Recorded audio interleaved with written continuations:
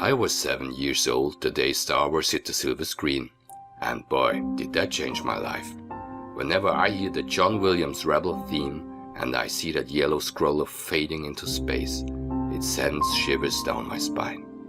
It still does so today, even after all those years, even after Jar Jar Binks. I have never seen anything like this before. Luke, although older than me, was just an average boy that was thrown into this larger-than-life adventure, taken on a Death Star in his tiny X-Wing and blowing it all up. I was open-mouthed in wonder. In my imagination, Luke was not so different from me. I was an average kid, blonde, a dreamer. Maybe I could be like Luke. The Force might come to me one day, I just had to wait. And then Battlestar Galactica aired.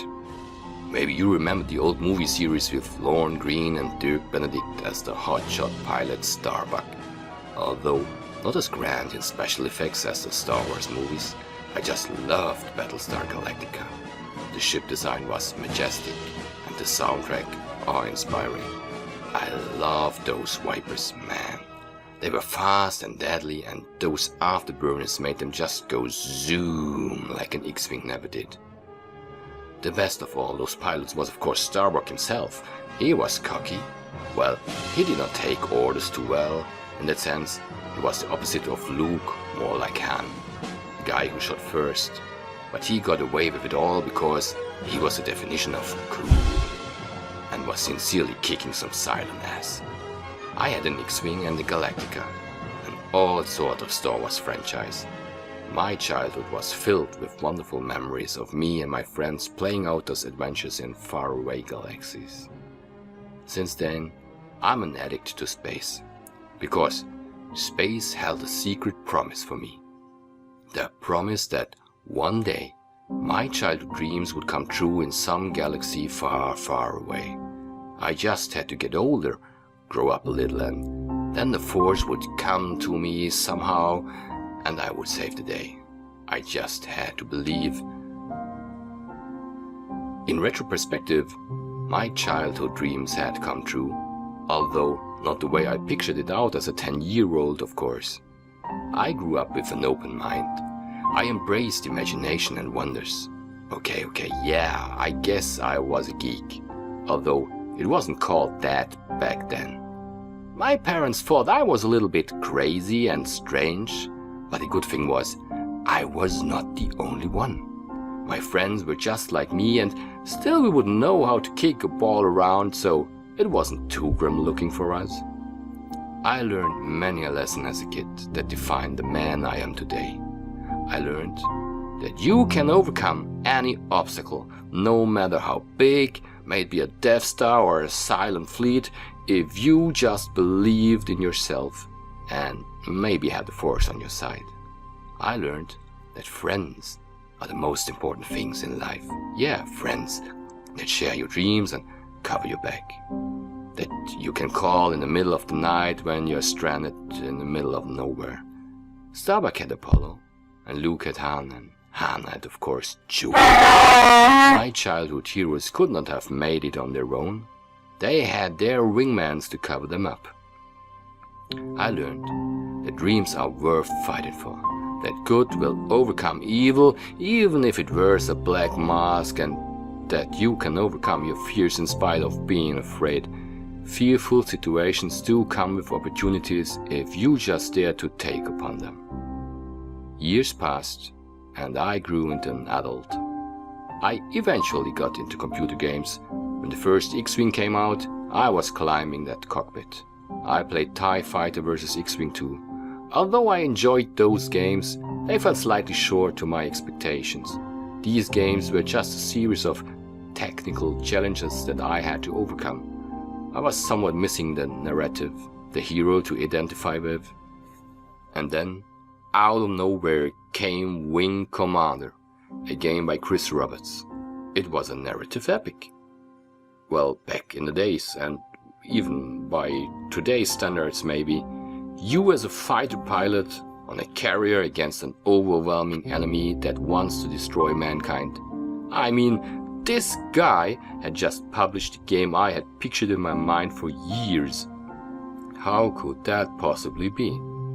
This was exactly like Battlestar Galactica, but this time you could man the Viper yourself.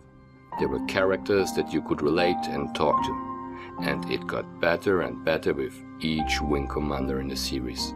Wing Commander 3 did see a return of Mark Hamill, which I really like and adore a lot, as the main protagonist. The game featured live-action cinematics between missions. This was just like the movie, but you could influence with where the story was going.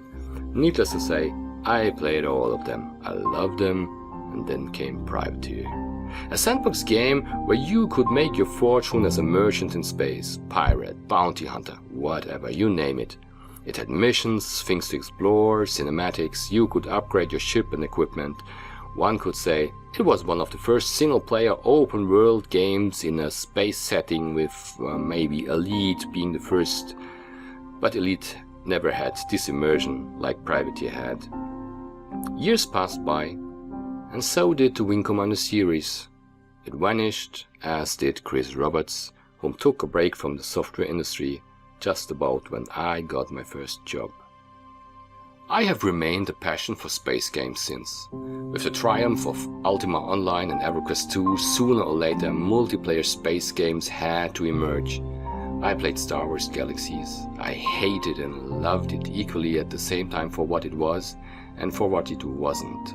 I played Earth and Beyond for a while, but then the game got axed by Sony Online Entertainment, thank you. And finally I found my way into EVE Online. I loved the look of the game, but I didn't like the feel. The learning curve was steep. I dug into it for some months, but the game never clicked with me. I found it strange that my avatar was a ship instead of a person. The game was static and emotionally uninvolving. I finally cancelled my subscription, came back every now and then for a month or two, but the game never managed to win me over. Well, life goes on and I can call myself a happy man. I'm a husband and a father to 2 wonderful sons. We build Legos together, and I tell them of Luke and Darth and Boba Fett, about the Force and space, and the promise it has in store for us if we dare to dream and imagine. And now, all of a sudden, Chris Roberts comes out of the box, the only person that has ever managed to come close to my childhood dreams. He will do a new space game, Star Citizen. I am sure you have heard about it, the forthcoming of the savior of PC gaming, yada yada and so on. It is totally crowdfunded. I guess you might have heard the buzz. But what will it be like? A new Wing Commander with better graphics? A new freelancer / privateer? His answer is, it will be all of it. It will be a long narrative-driven single-player campaign with choices, dialogues and cutscenes. It will feature multiplayer ships, even capital ships, that you can man with your buddies. Topped it off with a persistent multiplayer universe with over 400, maybe 500 planets in a sandbox game, and you pretty much get the broader picture here. In short, Chris Roberts is trying to build a game he already had pictured in his mind 20 years ago, but could not do then because of budget or technical limitations. Sounds nice. But should you or I believe it, I ask? After all, I am no kid any longer. Nor am I a fool. I'm a grown-up man that have heard too many promises from game developers or publishers in his life. I have witnessed the downfall of Star Wars Galaxies, Earth and Beyond, and Star Wars The Old Republic. None of these games have really lived up to their promises for various reasons. If you as a publisher can live up to the expectations, you are done with. Prepare for incoming shitstorms. You really get no second chance for your first impression. So, you bury the thing or you go free to play with microtransactions and live somewhat longer. But let's face the fact, your product did not live up to your promises. With that in mind, why should I believe a man that I have not heard of in over 10 years? What if this is just a scam? Well, I invite you, go over to the website of Star Citizen. In fact, any website with coverage of Star Citizen will do. Take a time and listen to or read Chris Roberts' interviews. That's what I did. This man is driven by an inner fire that is beyond salesmanship. This man is dead serious and passionate about what he wants to do. His positive energy is invigorating both his crew but also the player base. He will pass $20 million in crowdfunding easily before year's end. He wants this game to be made. He ultimately wants to play it himself. The development team really listens to the potential player base, and the publisher as well. You are. The players have a big say in development and game features. That might just be the reason to win you over if you haven't backed yet. But if that still isn't enough, I tell you, I backed the game. And why? I finally realized that Chris Roberts, when he was a kid like me, he has been to the same movies like me. His and my childhood heroes are basically the same. When he looked up to the stars as a kid, I'm sure the stars held the same promise for him like they held for me. Chris Roberts is building the game because he ultimately wants to play it himself. Now as a grown-up, he will make his childhood wish come true. He might also do it for you and me, but don't be fooled. There's some healthy egoism involved here, and I think that's a good thing.